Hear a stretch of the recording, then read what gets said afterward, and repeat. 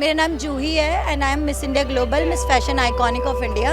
मेरा पहला सॉन्ग आया था सजना तेरे बिना का पार्ट 2 दानिश के साथ, एंड मेरा काफिरा के साथ सॉन्ग आया है, उसके काफिरा सॉन्ग आया है। बिग बॉस के फेम के लोगों के साथ भी मैंने बहुत काम किया है। तो वो शाहिद कपूर फिल्म स्टार से बड़ा मुझे लगता है मेरी माँ उनसे बड़े हैं। अगर मैं खुद सही हूँ तो मेरे को कोई गलत नज़र से नहीं देख सकता। अगर कोई गलत नज़र से देखेगा भी तो वो सिर्फ देख सकता है, कुछ गलत नहीं कर सकता। तो इट्स अप टू यू। मेरा नाम जूही है and I am miss India global miss fashion iconic of India 2022 and I am living in Delhi. Miss India वहाँ से सफ़र एक साधु तक, ये सफ़र कैसा रहा, क्यों रहा, थोड़ा सा बताएंगे? मेरे को ऐसा लगता है कि जब हमें पता है कि हमें लास्ट में क्या कहाँ जाना है, किस उसमें मिलना है, तो ये शरीर मुझे लगता है कुछ नहीं है। जो हमारी आत्मा है वो पवित्र होनी चाहिए। हम कितना भी मॉडर्न बन जाएं, ये हमारा हिंदुस्तान है और हम हिंदुस्तानी ही रहेंगे। तो एक हिंदुस्तानी की रियलिटी यही है कि वो एक साधु, एक संत और एक हिंदुस्तानी है। उसको और कुछ बनने की ज़रूरत नहीं है। हिंदुस्तानी की एक खुद की एक पहचान है कि वो एक भगवा चोला पहना वाला एक हिंदुस्तानी है। आप कहीं भी जाए, देश के जिस कोने में भी जाए, आपको पहचान लेती है। आपके साथ सेल्फी खींचने के लिए आती है, फ़ोटो खींचने के लिए आती है। तो आपको कभी मन करता है कि फिर से मॉडलिंग करियर में चला जाओ, या फिर जो नेम फेम मिल रहा था आप मिस करते हैं क्या?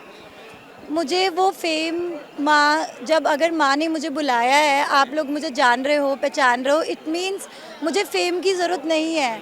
क्योंकि माँ ने मुझे वो इतना बड़ा फेम दे दिया यहाँ बुलाकर कि मुझे उससे ज़्यादा फेम की ज़रूरत नहीं है। मुझे उस माँ की आशीर्वाद की ज़रूरत है और वो मुझे मिल चुका है। तो मैं उस फेम से ज़्यादा मेरे लिए मेरी माँ का आशीर्वाद है। और माँ माँ ही होती है, उससे बड़ी कोई शक्ति नहीं है। शिव भी शक्ति बिना अधूरे हैं। तो हम तो एक कुछ इंसान ही हैं। हमारे अंदर उनकी शक्ति, उनका आशीर्वाद होना बहुत ज़रूरी है लाइफ में। आपने कहाँ तक पढ़ी थी? मैंने लॉ कर रही थी फिर मैंने लॉ करना छोड़ दिया था and I am 24 years old and I am living in Delhi. Law किया, फिर मॉडलिंग में इतने आगे बढ़े, फिर आप साधु बने। तो लोगों का दिमाग में बहुत सारे सवाल होते हैं कि इतना पढ़ा लिखा फिर साधु क्यों बने, ऐसे आते हैं लोगों का। क्योंकि मुझे ऐसा लगता है कि मुझे दिल से भाव आता है कि मुझे साधु ही बनना है। मुझे ऐसा लगता बचपन से है, था? हाँ बचपन से था। बट ऐसा होता है कि फैमिली बैकग्राउंड अलग होता है तो बंदा नहीं कर पाता। But now my parents is convince. तो वो कहते हैं अब तुम्हें जो करना है तुम कर लो, तुम्हें साधु बनना है। इफ़ यू बिलीव इन साधक तो यू कैन डू इट। अभी भी क्या आप सजने धजने में या फिर रील्स वगैरह बनाने में आप टाइम लगाते हैं, या फिर चाहते हैं ये सब करना?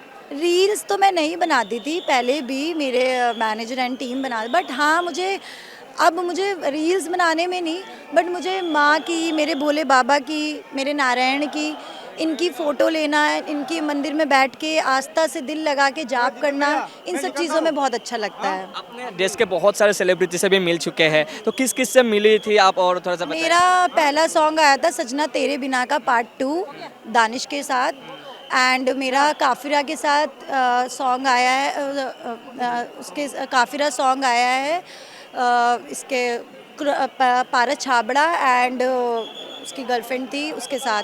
एंड मैनी फेम सॉन्ग मैंने किए हैं, स्पिट्सला आइल ट्राई एंड बिग बॉस के फेम के लोगों के साथ भी मैंने बहुत काम किया है। अभी भी अगर कभी अक्षय कुमार, शाहिद कपूर जैसे फिल्म स्टार से आपको ऑफर आएगा तो आप करना चाहेंगे? नहीं, अगर मैंने एक बार ये रास्ता चुन लिया है तो मुझे नहीं लगता कि अब मैं दूसरा रास्ता चुनूंगी। क्योंकि अब मुझे वो शाहिद कपूर फिल्म स्टार से बड़ा मुझे लगता है मेरी माँ उनसे बड़े हैं। तो इससे बड़ा कुछ नहीं है। तो इसलिए मुझे ऐसा लगता है कि मैं डिनाई कर दूंगी करना। तो आसाम में कैसा लग रहा है? अच्छा लग रहा है। मैं फर्स्ट टाइम आई हूँ, मुझे बिलीव नहीं था मैं आ जाऊँगी, बट माँ ने बुलावा दिया तो I am so happy to come here. आप भी पहले एक आर्टिस्ट रह चुके हैं, इसलिए पूछना चाहूँगा कि आसाम में भी एक लेजेंडरी सिंगर था, जुबिन गर्ग नाम का एक बहुत बड़ा शख्सियत था, आप जानते थे? नहीं, मैं वैसे कभी उनसे मिली नहीं हूँ, बट हाँ मैंने नाम सुना है उनका कि वो बहुत अच्छे गायक हैं। बट मैं कभी ऐसे मिली नहीं हूँ क्योंकि मैं आसाम ही फर्स्ट टाइम आई हूँ। अभी आसाम में रहेंगे कुछ दिनों के लिए? हाँ, अभी मैं 2 दिन हूँ, परसों चले जाऊँगी। लास्ट में आपको एक सवाल पूछना चाहूँगा, जैसे आपने भक्ति का मार्ग चुन लिया आखिर में, तो आप जैसे जब जवान थे, वैसे अब जब बच्चे आ रहे हैं मॉडलिंग लाइन में जा रहे हैं लड़कियाँ, बोलते हैं उन लोगों का एक डर है कि ये लाइन सेफ नहीं है लड़कियों के लिए, बहुत खतरा है, बहुत सारा गंदी गंदी लोग हैं, तो आपने तो इतने दूर तक बढ़ा, तो आपको ऐसा लोग मिली थी और कैसे मतलब इन लोगों से बचा जा सकता है? एक्चुअली मेरी फैमिली बैकग्राउंड भी अच्छा है, मेरा भाई पुलिस में है एंड मैं इस चीज़ में बिलीव करती हूँ, अगर आप सही हो तो कोई भी आपको गलत नज़र से नहीं देख सकता। अगर मैं खुद सही हूँ तो मेरे को कोई गलत नज़र से नहीं देख सकता। अगर कोई गलत नज़र से देखेगा भी तो वो सिर्फ देख सकता है, कुछ गलत नहीं कर सकता। तो इट्स अप टू यू। अगर कोई, मैं सब चीज़ों में मानती हूँ कि हर भाग में हर तरीके के लोग मिलते हैं, but it's up to you. आपको कोई आपसे ज़बरदस्ती नहीं कर सकता। If you are not agree to do anything तो आपसे कोई भी ज़बरदस्ती नहीं कर सकता। बहुत बहुत अच्छा लगा आपको मिलके, और आपसे जो आप एक इंस्पिरेशन है सब लोगों का कि इतना नेम फेम छोड़ के भक्ति मार्ग में आना इतना आसान बात नहीं है, लेकिन आपने दिखाया कि यूथ भी कर सकते हैं, है ना, सच्चा दिल से है। तो जय माँ कामाख्या। जय माँ कामाख्या।